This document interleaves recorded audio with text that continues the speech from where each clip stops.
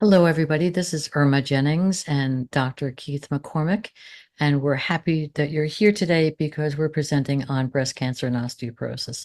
Breast cancer seems to be part of my community, and I thought it was important to bring that conversation forward. And Dr. McCormick spent a long time putting the slide deck together, so I'm happy that we're here.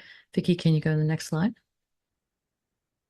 And here we are. So Dr. McCormick, just as a reminder, has written two books. His latest book in 2023 is Great Bones, Taking Control of Your Osteoporosis. And his first book came out in 2009, The Whole Body Approach to Osteoporosis. And I am an osteoporosis patient navigator, and I help my clients go from the diagnosis all the way through bone markers, blood work, finding the doctor, finding food for them, helping them in all ways, and that's what I do. So let's go on to the next slide.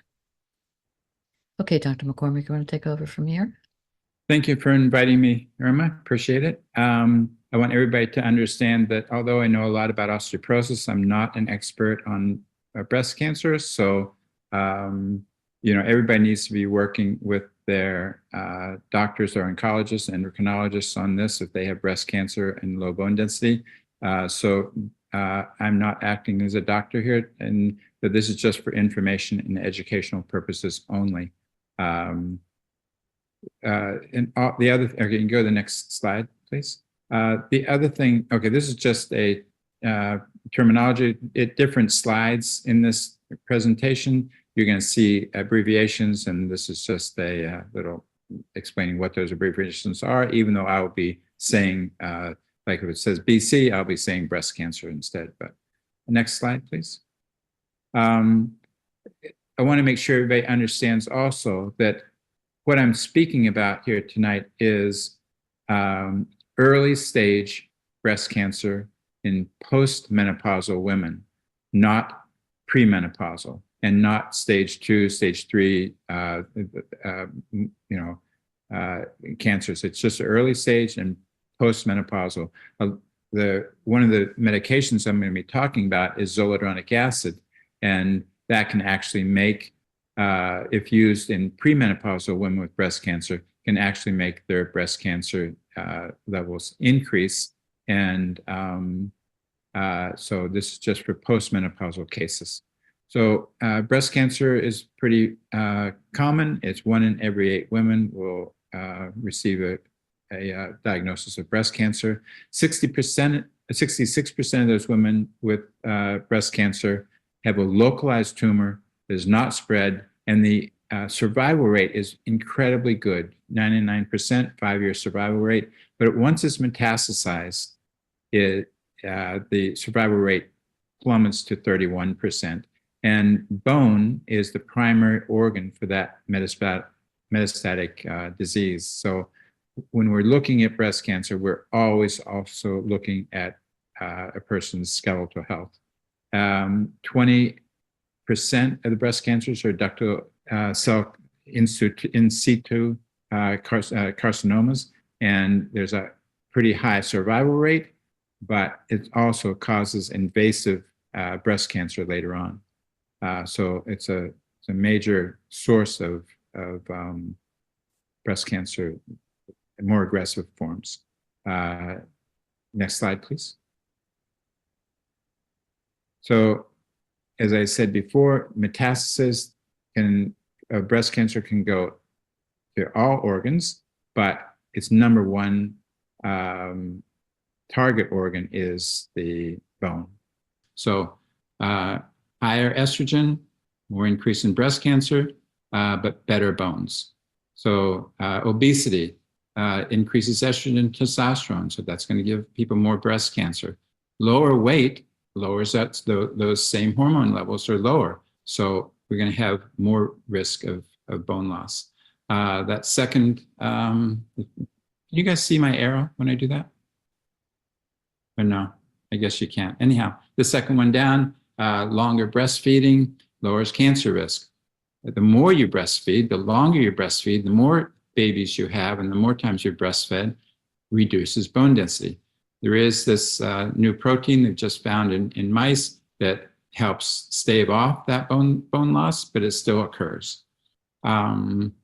Early onset of periods increases the risk of breast cancer for the same reason. Now we're having estrogen in your body a lot longer. Early menopause, early menarche, and later menopause all increase the risk of breast cancer. By the same token, if you don't get your periods till 14 or 15 and you lose your periods, go to the menopause at age 45, then all that increases your risk of osteoporosis.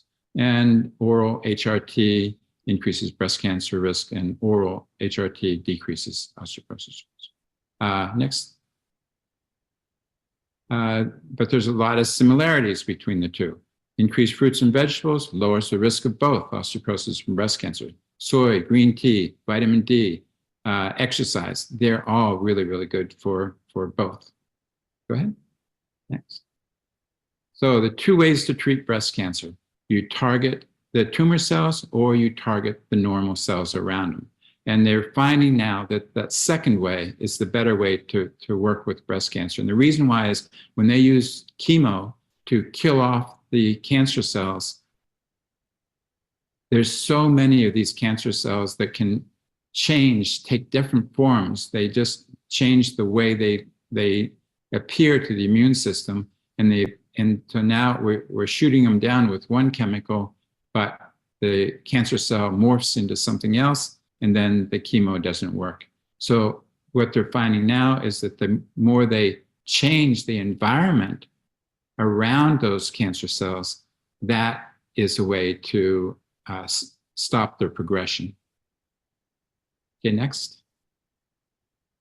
The medications are typically used for, and I'm not talking about chemotherapy, I'm talking about estrogen modulators, and that's tamoxifen, which it prevents the recurrence of the estrogen positive breast cancers by, and this is in just postmenopausal women, it decreases the risk of osteoporosis, but not for premenopausal.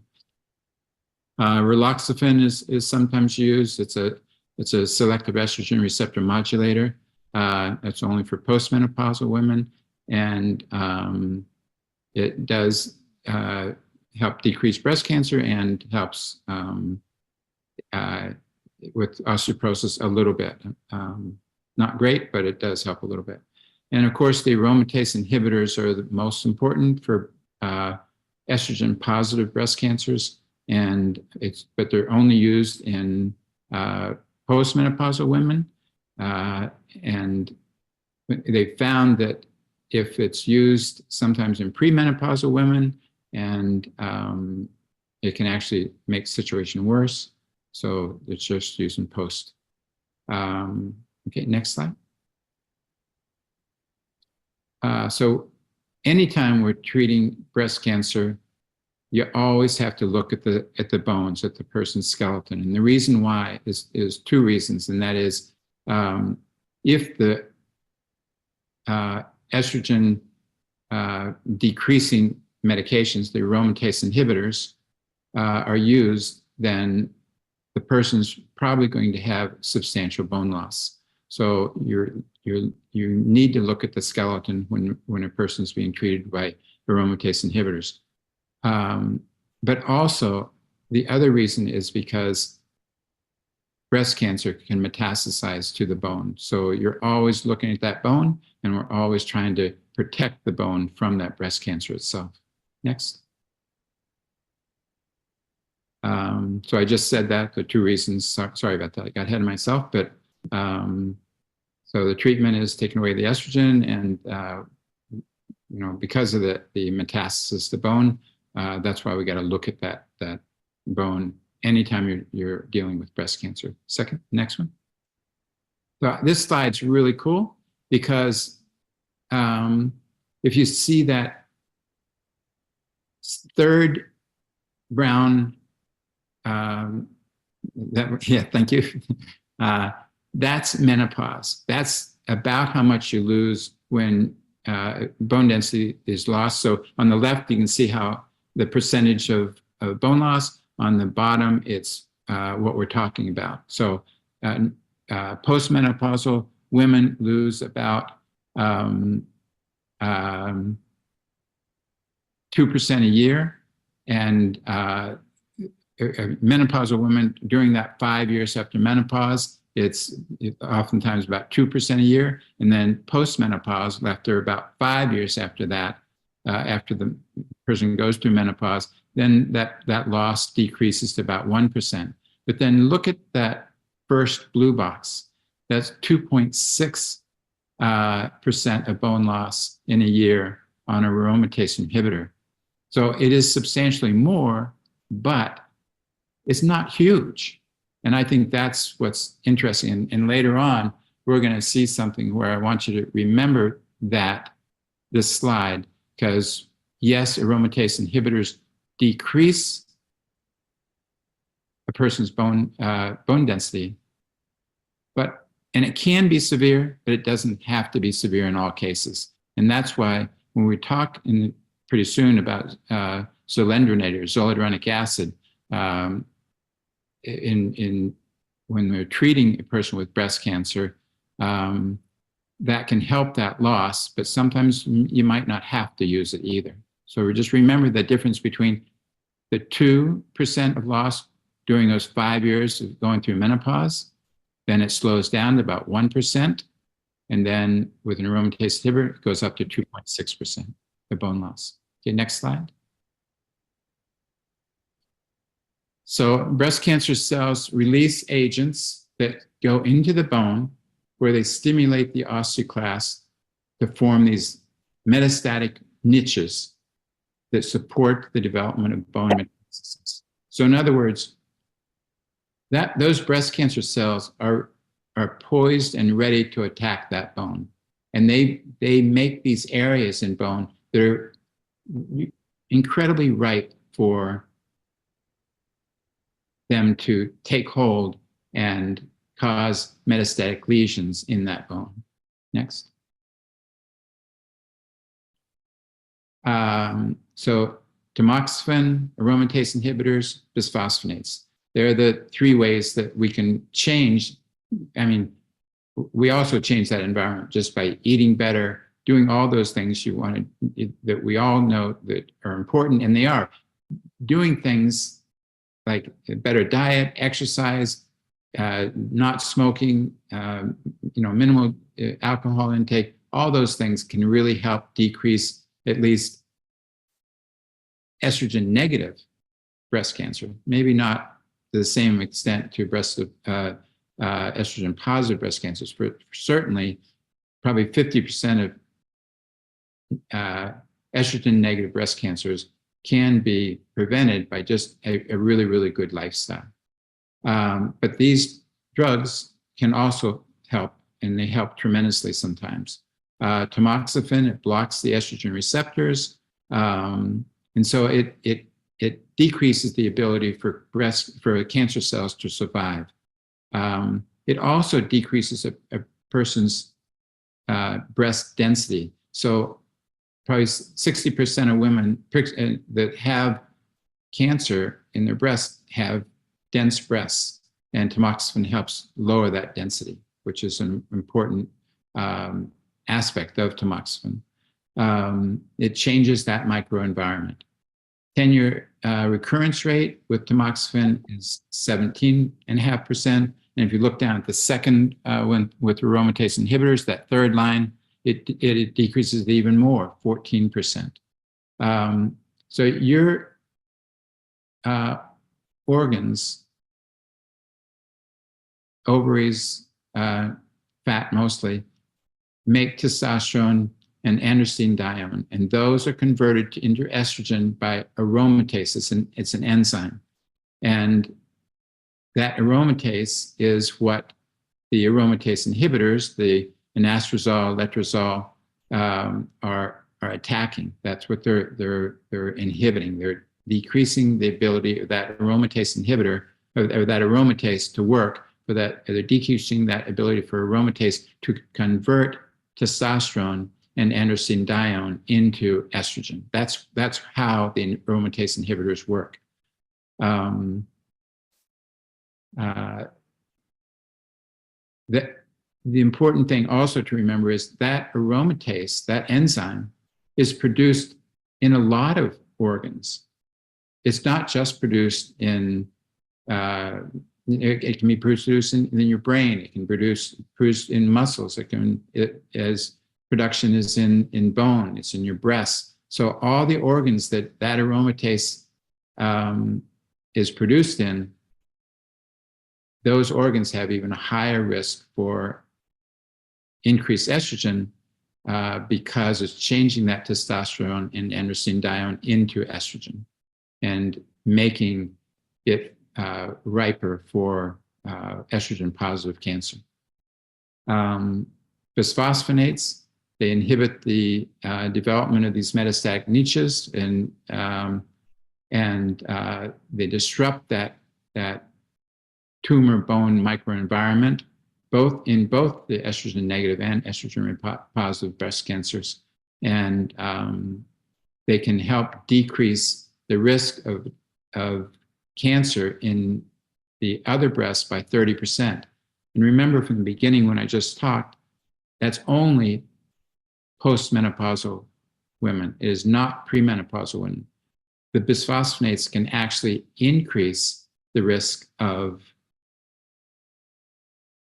breast cancer in premenopausal women with breast cancer. So this has to be, like I said, at the beginning, I'm talking about early stage breast cancer for the bisphosphonates and postmenopausal women. Next, please. So 5 years aromatase inhibitor versus tamoxifen. So the lumbar spine, look at the difference in how these react. Anastrozole increases the bone loss by 6% versus tamoxifen will cause a gain. The hip also is a huge difference, 7% loss with aromatase inhibitors with the anastrozole and a 7% gain with the tamoxifen. And the fracture incidence, the reduction in fracture incidence is 11% and only 7%. The increase in fracture risk is 11% with anastrozole and 7% with tamoxifen. So it definitely a higher incidence of fracture with the anastrozole. Next, please. Zoledronic acid is approved, and so there's two zoledronic acids out there. There's Reclast and there's Zometa. And the Zometa is approved for treatment of patients with breast cancer and other tumors, but Reclast is approved for treatment of people with osteoporosis. They're very, very similar. They're about the same strength. Zometa is a little different in that it lasts longer in a person's body than in a person's bones than Reclast does. You probably never get it out of your bones. But the reason why Zometa ends up being stronger, it's not really stronger, but it's used much more often. So Reclast is done usually once a year for osteoporosis, and it's an infusion. And Zometa, at the beginning, sometimes for certain cancers, it can be used once a month or once every 3 months or once every 6 months, depending on what the doctor wants to do. But so it's really decreasing that bone turnover in the skeleton because it's used many more times. And it's usually only used, the Zometa is usually only used for about 3 years in those cases. And remember, even though a person might be on aromatase inhibitors for 5 years or even, a combination of tamoxifen and zoledronic and the aromatase inhibitors for a total of 10 years, even if the Zometa is only used for 3 years, it will continue to work beyond that because it's laced into that bone long term. May I just say one thing? Because there are some people on the call that may not know what bone turnover markers are. Can you just briefly say something about that? Sorry. Bone turnover markers are, I use C-telepeptide, CTX. That's a bone resorption marker. It's a measure of osteoclastic activity. And the P1NP is a bone formation marker for osteoblastic activity. So, yeah, the Zometo or the reclass would just take that C-telepeptide down to an incredibly low level, like negative numbers, which I'm not quite sure how that happens, but to zero, you know. So zoledronic acid decreases bone loss from estrogen deprivation. That's the aromatase inhibitors, and it helps decrease the metastasis to the bone. So next slide. That zoledronic acid, whether it's reclassed or Someta, it binds to the matrix of bone, and then the osteoclasts come and try to eat the bone up, because that's what they do. They destroy the bone, they gobble it up, and they ingest this zoledronic acid, and that makes them sick, and so they're not able to resorb the bone anymore. And that's one of the reasons why the zoledronic acid can preserve the bone when a person has an aromatase inhibitor that is now causing that increase in osteoclastic activity. The zoledronic acid shuts that activity down. Next, please. So the way zoledronic acid decreases metastasis is it inhibits the cell proliferation, viability, motility, and invasion. It limits angiogenesis, which is the formation of blood vessels. So that cancer, one of the mechanisms it uses to spread is through the stimulation of blood vessel growth, and the zoledronic acid can decrease that. It can also increase the death of what's called apoptosis, or the death of the cancer cells. It can stimulate the immune response, and it takes the ability of chemotherapy and it improves its ability to work. So it reduces the recurrence of breast cancer, zoledronic acid, in many, many ways, besides just lowering the risk, lowering the action of the breast cancer itself. So the reason why they don't use zoledronic acid in premenopausal women is because they don't really know why it can increase breast cancer metastasis, but there's different theories, but there could be that zoledronic acid decreases the turnover of bone so much that the cancer cells, they might go to the bone, but there's nothing going on there. So they go, okay, we're getting out of here. We're going someplace else. So they metastasize to some other bone because there's not enough action going on in the bone. The other theory is that it inhibits the action of the cells themselves, and so it inhibits the action, the life essentially of these cancer cells, and so then they embed into other areas, and then when the zoledronic acid isn't there, then they come out, because it wasn't like they were killed. There's just that they were subdued, and then they come out later as a metastatic disease. Next. Okay, this is the guidelines for using bisphosphonate therapy with breast cancer. And as I said at the beginning, I'm not an expert on this. And so everybody should be, if they have breast cancer, just talk it over with your oncologist and see it. And you may be a candidate for bisphosphonate therapy, you may not be.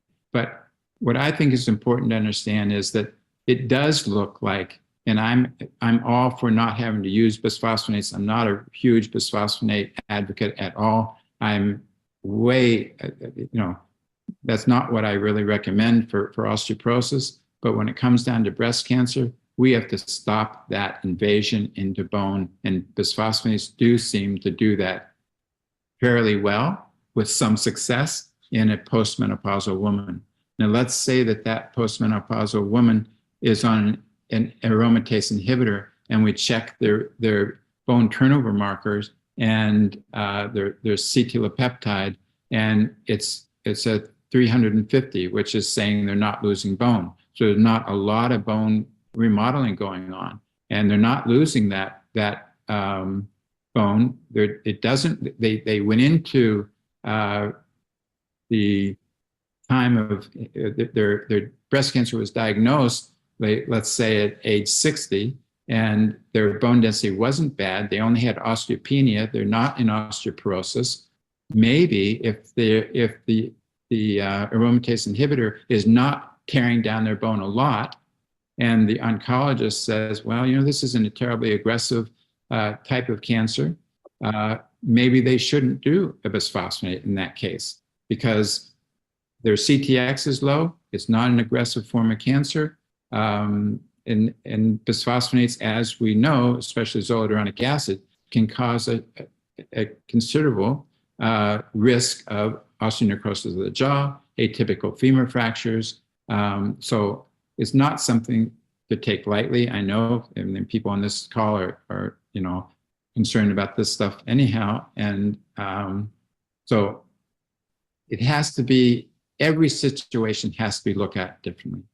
Bisphosphonates are not a substitute for standard anti-cancer modalities.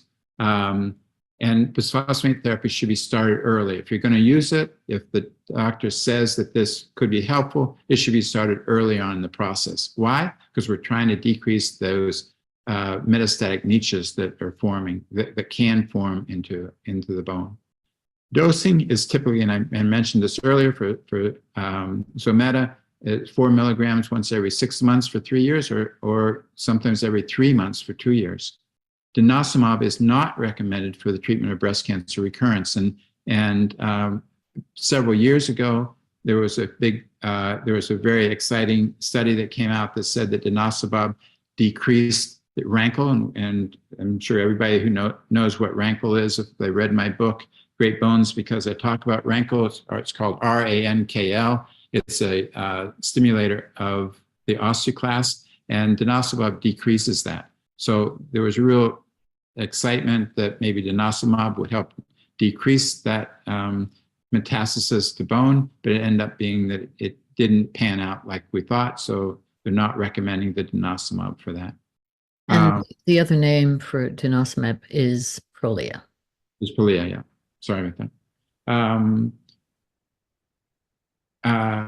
Bisphosphonates, there is an increased risk of renal toxicity, osteonecrosis of the jaw, 1 to 2%, and atypical femur fractures, as I already mentioned. So it's not to be taken lightly. You shouldn't just take it. And like I said, most people aren't going to want to take it anyhow, but for sure, it needs to be used properly, or we can get into trouble with other things. Next one. The other thing is, so with aromatase inhibitors, it makes your muscles weak. It makes you build up fat in your bone marrow. It increases your bone fragility from decreasing the bone density. Bisphosphonates help reduce the loss and reduce the metastatic disease, but they don't do anything to help decrease the muscle weakness or decrease the fat buildup. So 2 ways to help that are low intensity vibration and exercise. So you want to combat that muscle weakness and buildup of bone marrow, fat in the bone marrow that is caused by this aromatase inhibitor treatment, which is necessary many times. And so there are ways to address it. Next, please. So let's just talk about a few cases real quick, and just we're going to run through these quickly too, and then leave time for some questions. 66-year-old woman, I first saw her in 2020. Next, please. She had a lot of issues. She had a brain issue that she had to have surgery, and after that surgery, she got chronic gastritis and abdominal bloating. So something happened during that brain surgery that kicked off a real issue with her gut. So it made her go on to PPIs. So those are proton pump inhibitors from that GERD that resulted from the GERD is reflux, and I don't know why this all started after a brain surgery, but it did. So she went on 10 years of the PPIs, which decreased her bone density further. She was positive for rheumatoid factor and anti-nuclear antibody, which are inflammatory issues in the body, which will also decrease bone. She was celiac. She had celiac disease, so she was gluten-free, but for many years she hadn't been gluten-free. But you can see already she has a lot of strikes against her. Many, many, many reasons why she's losing bone. The celiac disease, the rheumatoid factor, the PPIs. She was also lactose intolerant, so she didn't eat any dairy, so her calcium intake was low. And she had scoliosis. And now the scoliosis increases a person's risk for fracture because it puts abnormal forces on the spine itself. She had severe spinal degenerative joint disease, so we can't really see what her bone density is. I mean, there's so many strikes against us in this history. And she had a thyroidectomy in 1993, and she had to go on thyroid medications, but they gave her too many the dosage of the thyroid medication was way too high. Her TSH plummeted to like 0.001. So she overdosed, essentially. Her doctors overdosed her on thyroid medication. She lost 30 pounds. So not only did her TSH go way down to 0.001, which when thyroid stimulating hormone goes way down, that causes bone loss because you need TSH. There's TSH receptors on osteoblasts. And when the osteoblasts don't get that TSH receptor stimulation, their activity level decreases.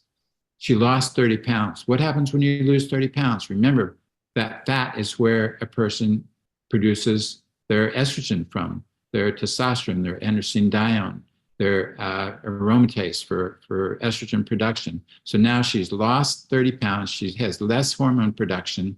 So another strike against her. So osteoporosis diagnosed at age 46. And she had an early menopause. Next, please.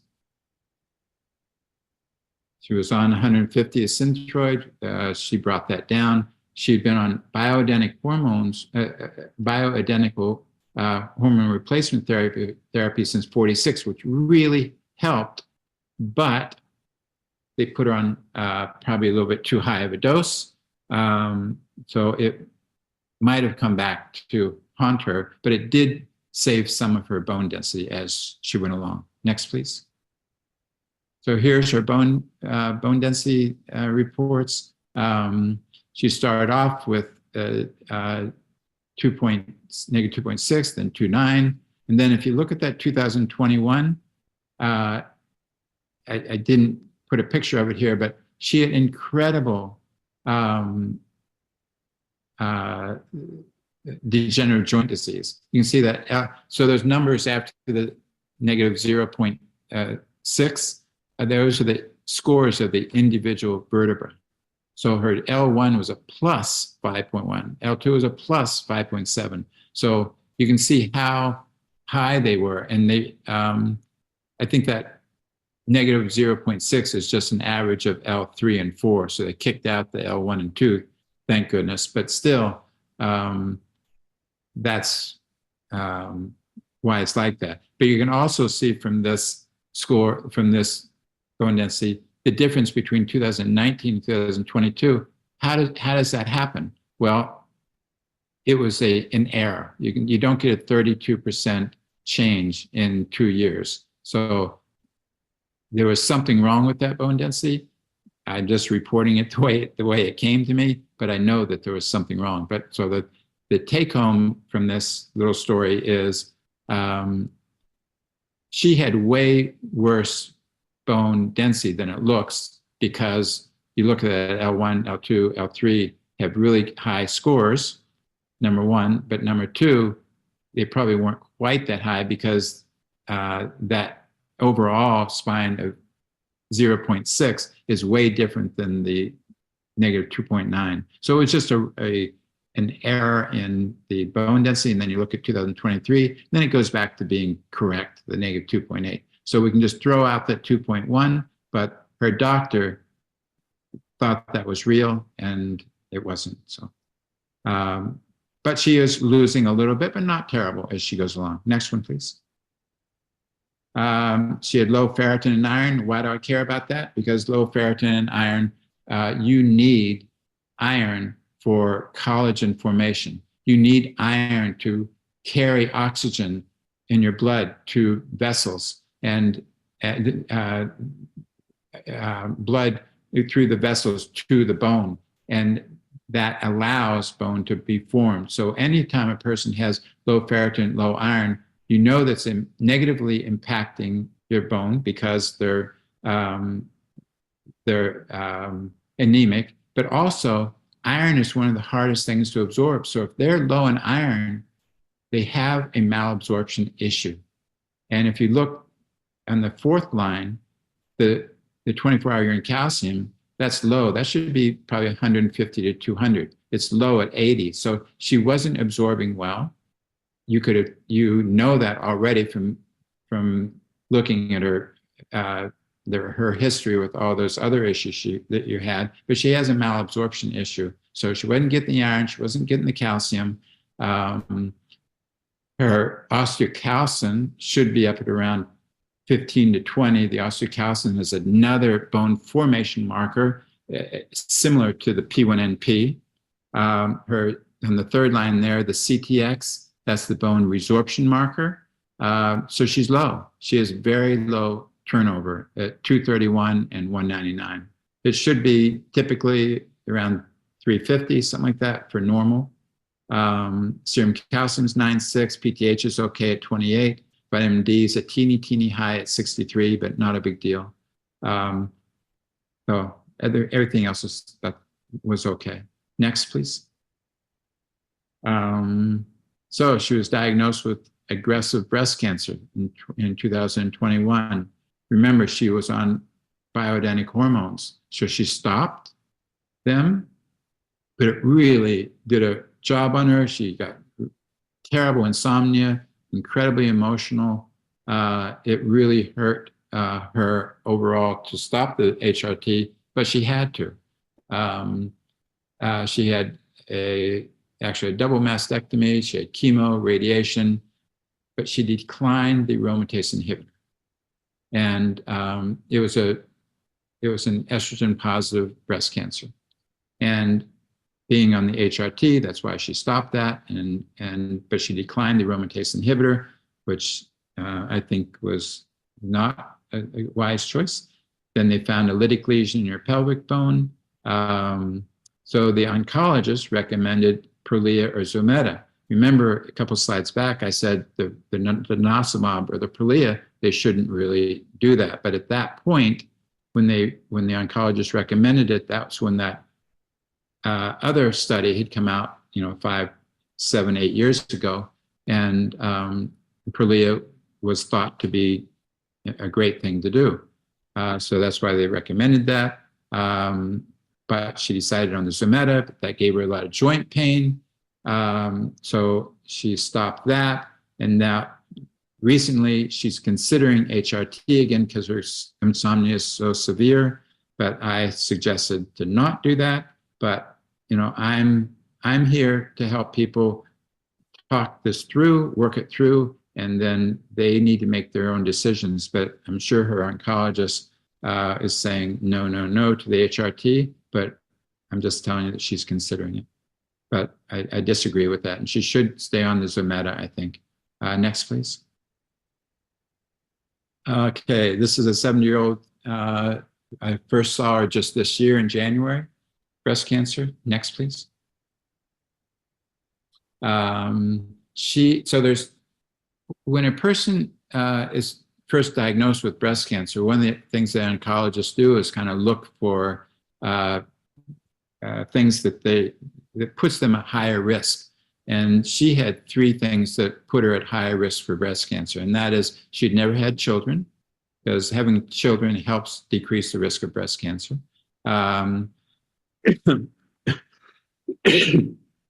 She had very dense breasts, and her mother had breast cancer. And in 2006, she was diagnosed with lobular carcinoma in situ. So she tried to take letrozole, she tried to do tamoxifen. They didn't work very well. So she stopped. And she was okay. She had probably almost pretty much yearly follow-ups with ultrasounds. She was good. And then all of a sudden, next slide, please. She was diagnosed with breast cancer in 2023, an invasive lobular carcinoma, stage 1, estrogen receptor positive. She had 2 lumpectomies, radiation, anastrozole, but that caused her a lot of insomnia and moodiness. She was considering going off of it. She stayed on it, but it's difficult for her. Look at her CTX of 483, even on the anastrozole. So anything over 400 or so, and you're probably losing bone. So we still have decisions to make, on this, but, she's not losing it fast. So should she go on Zometa?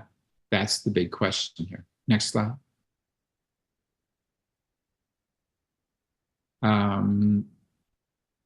Here are her bone densities. Look at how great her bone densities are. She has osteopenia. She's 70 years old. Her CTX is, what did I say, 4, go back to that slide, Vicki. 483. 483, not too bad, not great, not too bad, but look at her bone density. So remember 20 minutes ago, I said, you got to look at so many things in these cases. And should she do Zometa? Next slide. But wait, couldn't she have, Vicky, go back to that slide. Couldn't she have had osteoarthritis and it creates that false DEXA at 70? But she doesn't know, and I know that. I've known this woman for 30 years. Anyhow, but chiropractically, but look at her hips. Right. Her hips. So I know she doesn't have. She has a little bit of bonus of degenerative joint disease, but minimal. So we are deciding on that Zometa or not.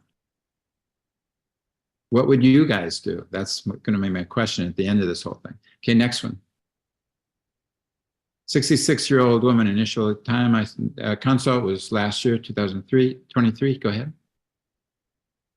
Menopause, 2015. Breast cancer, 2016. Tamoxifen, 5 years. Next, please. Here's your DEXAs.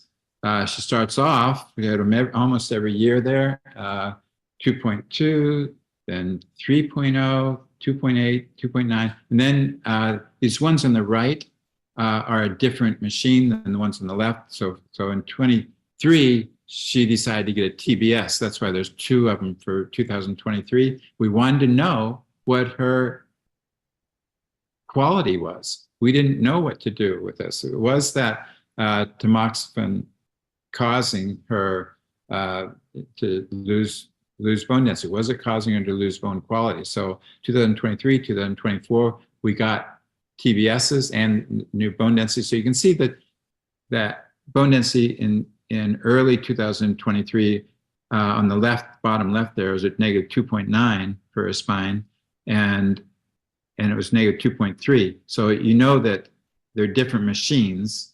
It's not like she didn't lose between them. They were only a month or 2 apart.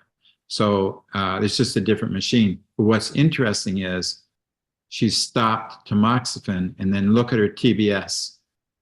The TBS went from 1.328 to to 1.237. And that was probably because she discontinued tamoxifen. And remember, tamoxifen helps improve that bone density, but she stopped it and then the bone density dropped. So the bone density and the bone quality. And the quality, yeah. It gets incredibly complex very quickly. No. Next, please. So she had radiation therapy. No, stay on that one. Yeah, aromatase inhibitor for 16 months. She discontinued it due to adverse effects, so she was not on for that long. So then she switched to tamoxifen.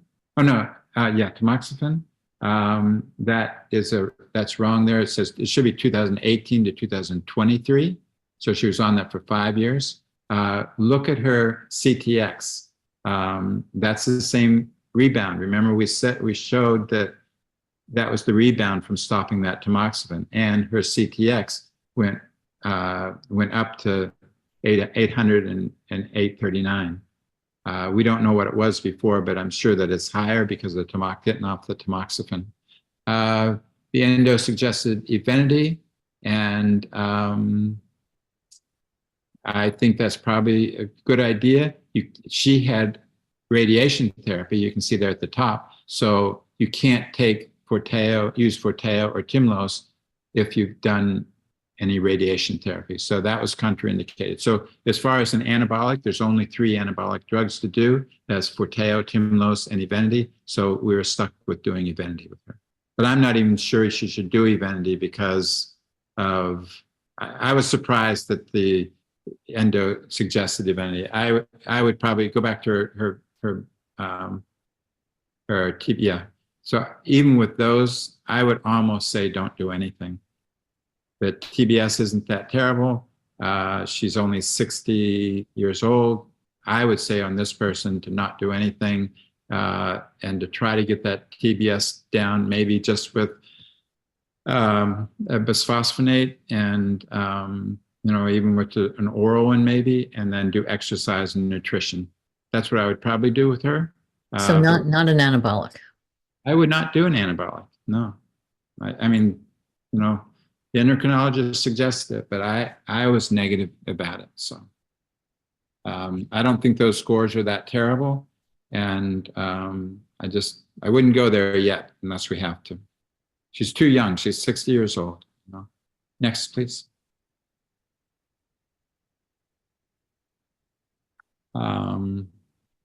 That's right. Stay with that. So Zometa, reclass Evenity. I wouldn't do the Evenity.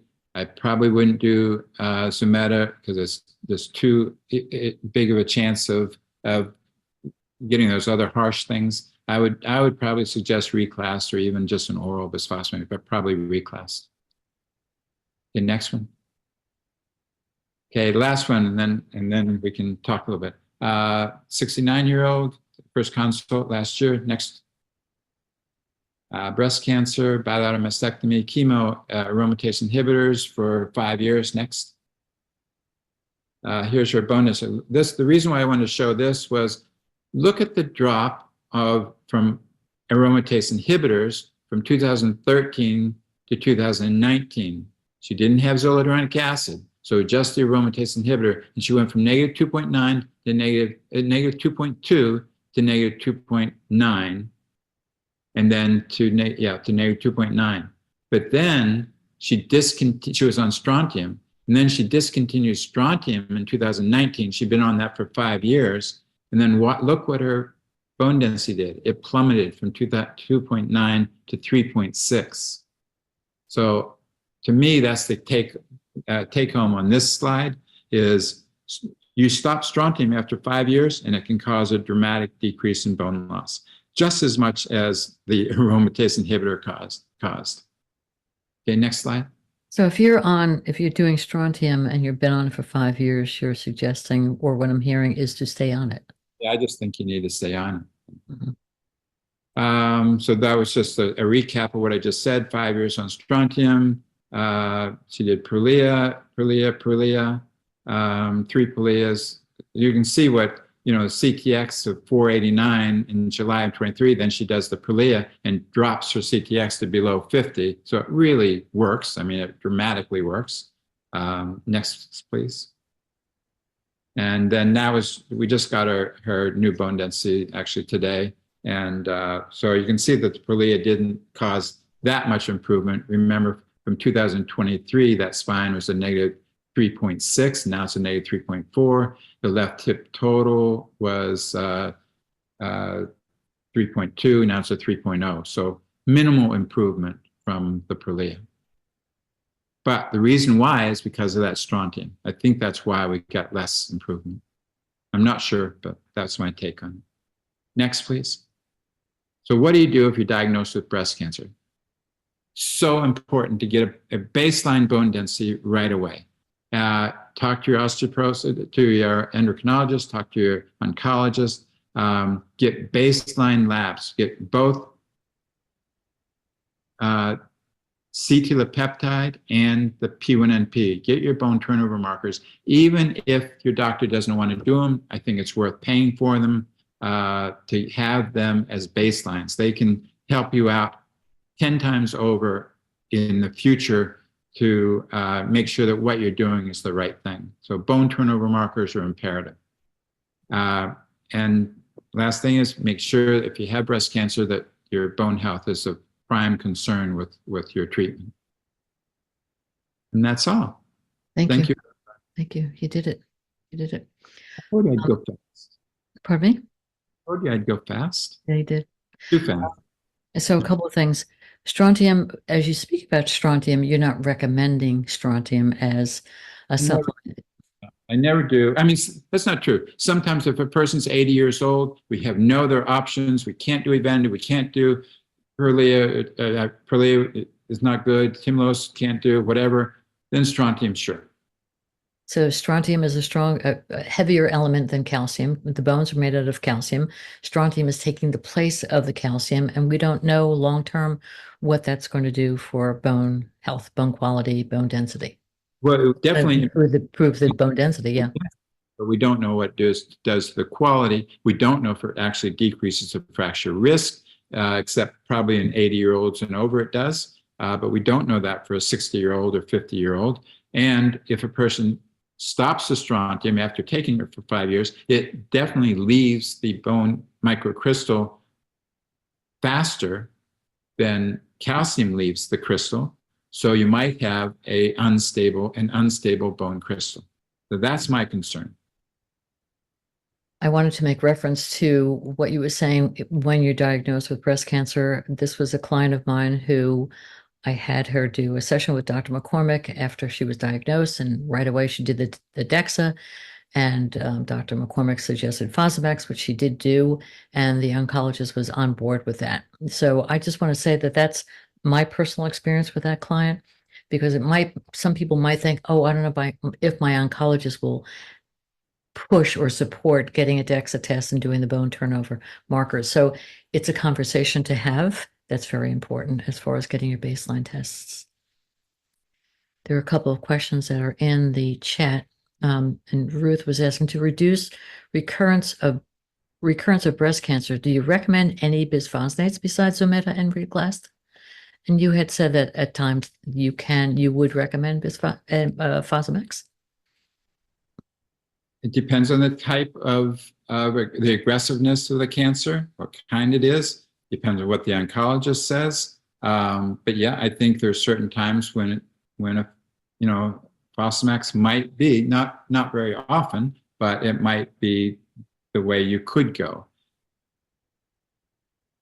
It's just all a gamble. This is all like you use Zometa and it might decrease your risk, X amount, and you do instead just, Fosamax, and it decreases it, almost as much, but not as much. So a lot of this stuff is very hazy. We don't really know. They've never, pitted different bisphosphonates against each other. They have pitted zoledronic acid and denosumab against each other. But yeah, typically it's Zometa. Right. And in reference to the bisphosphonate or the Fosamax, it all depends on the health of the GI tract and whether or not they have any GERD issues or digestive issues. So that's another layer of concern, just something to be aware of as far as the best medication.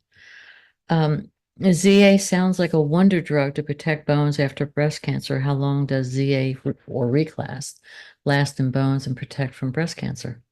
So, as I mentioned earlier, zoledronic acid is Reclast and Zometa. They're just made by different companies. That's all. That's really the major difference. The Zometa has one more cross-link in there somehow, so it ends up being or bond, I should say. It ends up staying in the bone longer, probably forever in your bones. But Reclast, I'll say 10 years in your bones, depending on how long you use it. But longer if you use it longer. But Zometa, probably 20, 30 years. A long time. I don't know what it is, but it's a long time. Any comment for those who may have been on Avista instead of tamoxifen for first 5 years post-ER breast cancer? Would it be worthwhile to take tamoxifen at this point? That's a question for the oncologist. Right, it's a big question. But the case with the woman with the scoliosis, shouldn't they have used the forearm? I thought the spine is unreliable in scoliosis patients. It is a little bit more, but it wasn't, I can't remember what she was, but maybe she was a 15 degree. I'm not sure. But if it was, if it was a 30 degree or 35 degree or more, then you're right. That's probably not what to use, but it wasn't severe enough. But whoever asked that question, they're on the right track of thinking. So some calcium supplements can't help. And the other thing, a little bit wrong with that thinking is the forearm is more cortical bone, the spine is more trabecular bone, and you lose trabecular bone much, much quicker. So it's best if possible to use that spine. But you're right, if we can't, because it's so sclerosed and curved that we can't use it, then you can do the forearm. But the forearm is cortical bone, spine is 50% trabecular, 50% cortical. So that's where you lose the density quickest. That's what you should be measuring. Don't you recommend that people, when they get their DEXA test, to add the forearm? If they can, sure. Why can't they? Because some facilities don't. I had a bone density 4 months ago, and I said, I want my forearm done. She said, we don't do that. So it doesn't matter what you want. It's what they give. Right. University of Penn does forearms. There are a couple of places that do forearms. It's always helpful to ask and to have your doctor add it to the script just in case. Yeah. Some calcium supplements can't help with fitness program. I have a negative. Okay, so this is if you had a client who had a negative 3.0 T-score to be on tamoxifen around 2 years. This client is refusing to go on some drug medication for reasons other than side effects. What is the best drug that would help in this particular case? That's a little vague. Yeah. Can you summarize that for me? I'm not exactly sure that I can. This patient, if you had a patient that has a negative 3, to be on tamoxifen around 2 years. I believe she was on tamoxifen for around 2 years, but she does not want to go on some other drug medication for other reasons. So what is the best drug that would help this particular person? I think. That's the other medication. Is that she didn't want to go on an aromatase inhibitor? Is that what that means? She did not say, so I'm not exactly sure what to say about that, Tatiana. If you can clarify that, that would be great. Does anybody else have any thoughts or any questions that they would like to ask? I apologize for going through all that really fast, but because there was a lot there, and so I'm sorry if I talked too fast, but I wanted to get through it so we could ask questions. I apologize. So we will have the recording, and the slideshow will go out. Could you suggest supplements? for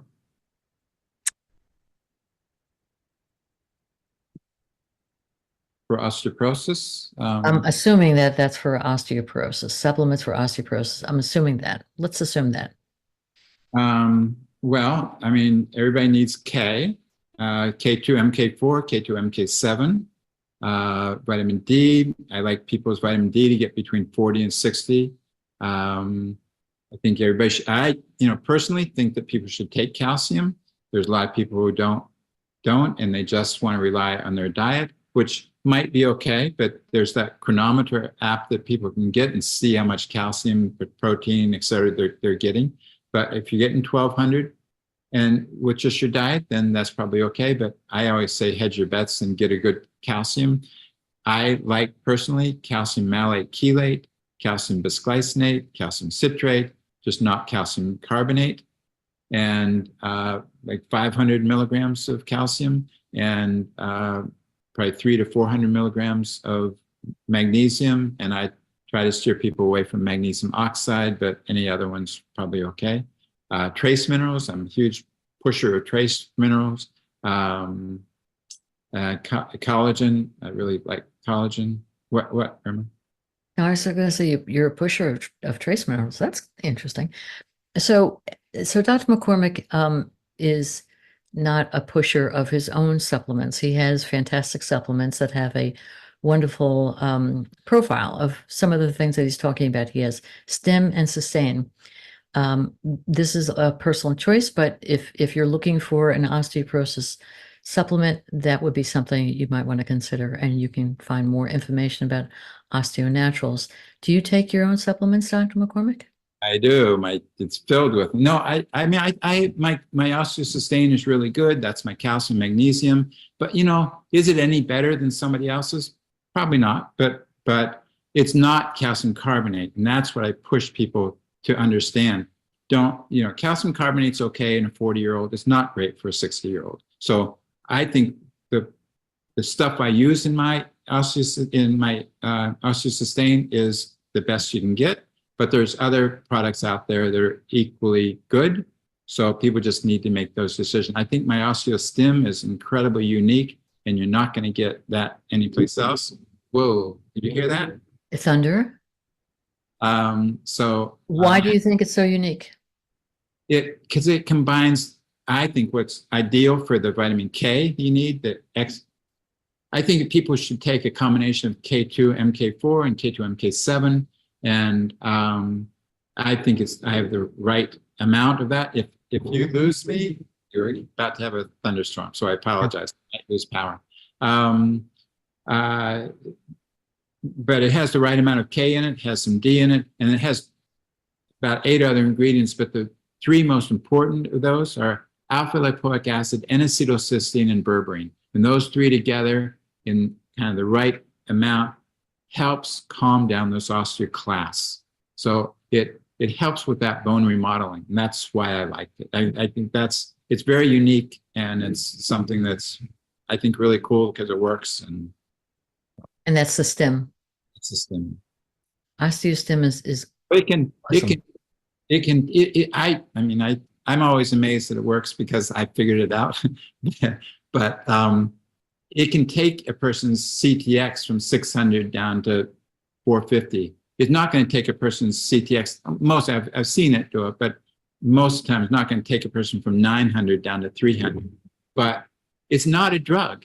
And that's what's so cool about it. It doesn't, like a bisphosphonate takes a person's bone density, from CTX from 600, 700, 800, and plummets it down to 100 because it's killing off those osteoclasts. The OsteoStim's not doing that. The OsteoStim is calming down the osteoclasts. And because of that, and this is the vital reason why it's good, is because when you calm down the osteoclasts, then you're allowing the osteoblasts to still function. When you kill off the osteoclasts with a drug, now you've trashed the ability for those osteoblasts to work because the osteoclasts talk to the osteoblasts talk to the osteoclasts, and so there's a balance between the two. But if you kill off the osteoclasts, then the osteoblastic activity plummets. And with the Stim, that doesn't happen. So you see that Dr. McCormick is very passionate about supplements, his supplements. And the thing that I always refer to is that you had such severe osteoporosis. You worked your way out of that hole. You went on medication for a while. And you do everything that has to be done for your bones. I mean, you don't drink, you don't have coffee, you don't have cigarettes, you live a clean life and you eat whole foods and you're high protein.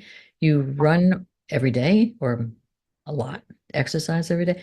I mean, you're doing everything that has to be done. You're an example of the turnaround situation, and you're very humble about that. I think it's important to emphasize. It's all these little pieces that add up to the whole.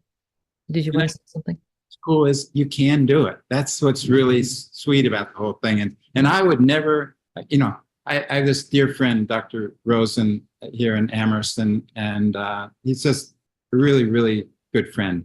And I would never forget, I went for a bike ride with him like 15 years ago. And I said, I'm changing people's bone turnover markers. I'm dropping their CTX and stuff with nutrition. He goes, oh, you can't do that. I go, really, really, I do all the time. No, you can't. You can't do that. Because, MDs just don't think of being able to do things with nutrition. But you can. It's so amazing. And I think that's the whole pushback is the MDs just, it's not in their education. It's not in their psyche. They don't think that it can possibly work.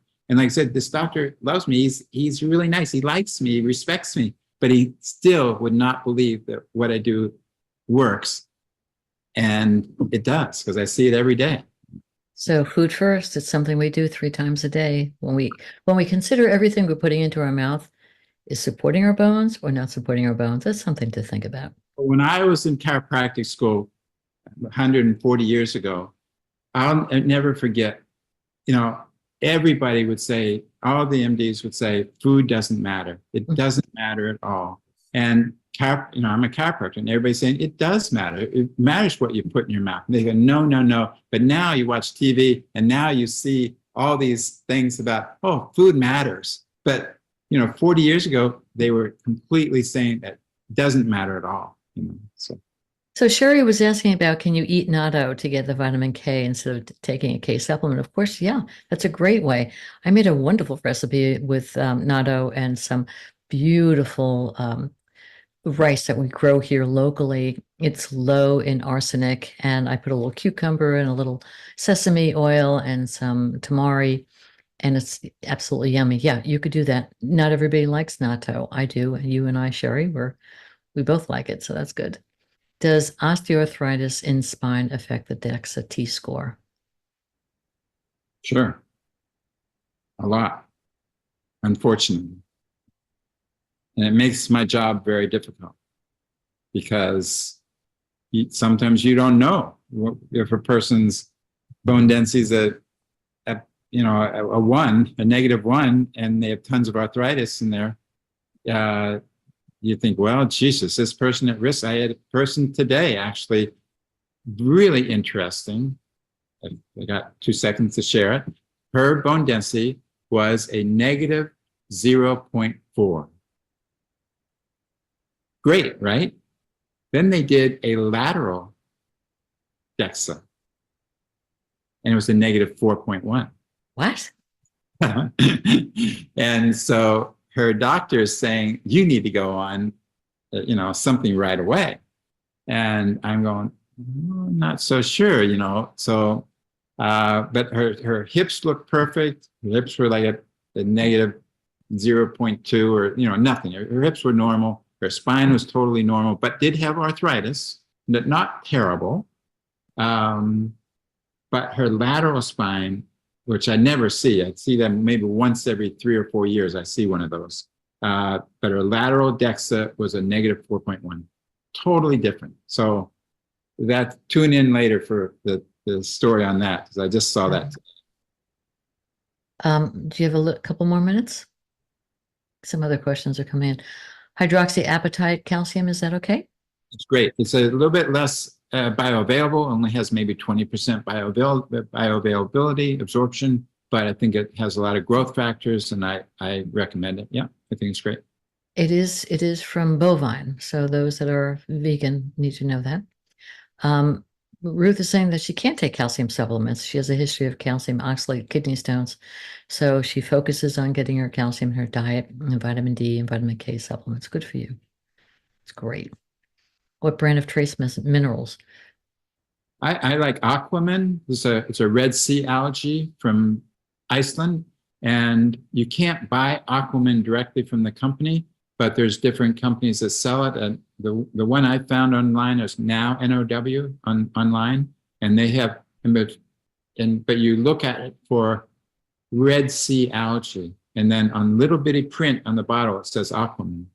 So, but there's other companies that use it. But I used to have a product with it in it.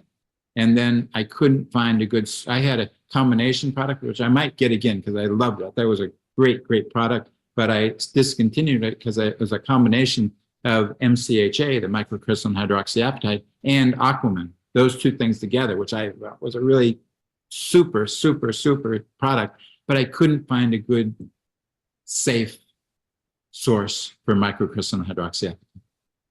So, but I haven't looked for a couple of years. So No, it's the trace mineral, right? Or was it the you were talking about hydroxyapatite? yeah, I couldn't find a good supplier for that. For the hydroxyapatite, but not the, I thought you were talking about the Red Sea algae. But I had a product called Osteomineral Boost. There was a combination of the Red Sea algae and the CHA. Oh.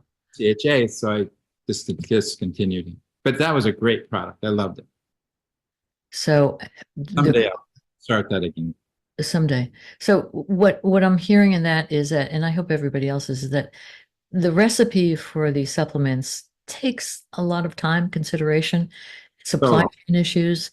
It's all kinds of stuff. I remember Dr. McCormick and I were having a conversation many years ago because berberine he couldn't get it. And he was distraught because he thought, oh my gosh, my people are depending on it. It's like, you can't get it. If you can't get it, you can't get it. It's hard. It's hard when you have something that you work so hard to formulate. Try and be a sleuth and get from good places. And I just couldn't find something that I felt comfortable with. And How long can you take berberine? really, really good question. Anything over, I wouldn't do 600 milligrams long term, but I put 250 milligrams in my product so people can take it long term. That's why I do that. That's why I only have 250. Oh, I actually take berberine. I would like to put in 600, but I want people to be able to know that they can feel safe taking it longer term. Very interesting. I take 500 berberine, but for bowels, it really helps with bowels. And it does, but I wouldn't do it long term. 500 is okay. I wouldn't do 800, 900, something like that. So. Can prune help prevent bone loss? What, prune? Prunes. Yes, I love prunes. Prunes are great. But can they help prevent bone loss?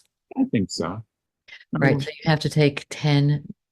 I think it's the high dose is 10 a day. It's between 5 and 10 a day. If you can do that, work up slowly. Vicky and I created a recipe with prunes, which was a prune puree. Very simple. You take your prunes, you put it in a blender with hot water, and then you have a little puree, and you can put it over chicken, you can put it over fish, you can put it over tofu, you can put it over tempeh. I take prunes and apricots, and I put it up, and I put water in it, and I let it soak overnight. Yeah. And they're just all plumped up, and it's just really good in the morning. So then you eat them from that point? Put them on oatmeal, or just eat them that way, yeah. But I eat probably 6 or 8 prunes every day. So. But you don't blend them up. I want to do that. How much for MK4, oh, this is the MK4, MK7 question, is an osteostim. It just lists the total of 750 micrograms.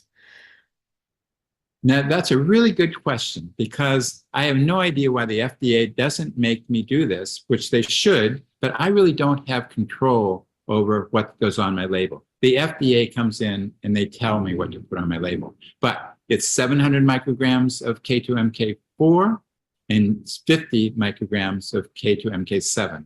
And I wish that I could put that on the label, but FDA tells me what to do. So the 4 has a shorter life, right? 700 micrograms. and the 7 has a longer life. Yeah. Monica's asking, are you concerned with the high sugar content in 8 prunes? I know prunes to be a low glycemic food. Monica, you know differently. Let me know. So I will ask you, Irma, this because you probably know this better than I do. Is what I do. One of the reasons why I soak my prunes is because then and tell me if I'm being stupid because I don't. Throw it off to get rid of the sugar. Yeah, Yeah, that's the thought. that's what I do. And then I eat them, and then they're not as sweet.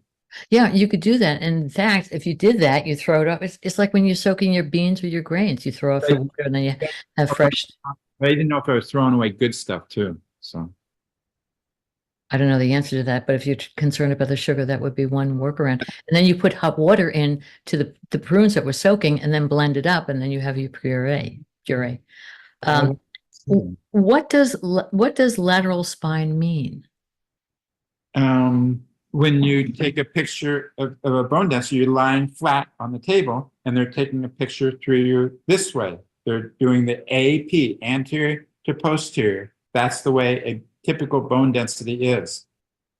But they can also do it lateral. They can also go, you have the person turn sideways on the machine, and they take the picture lateral. Oh, so you're lying on your hips? On your side, yeah. Or they somehow swing they'd have to put you on your side, I guess. I don't know how it's done, but anyhow, it's a side view. Boy, that was a good question, Sheila. Thank you. I always wondered about that.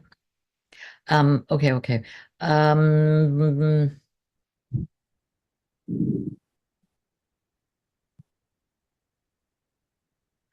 Now, KS is asking, what's the percentage of clients that I have that have been diagnosed with breast cancer or on hormones at that time?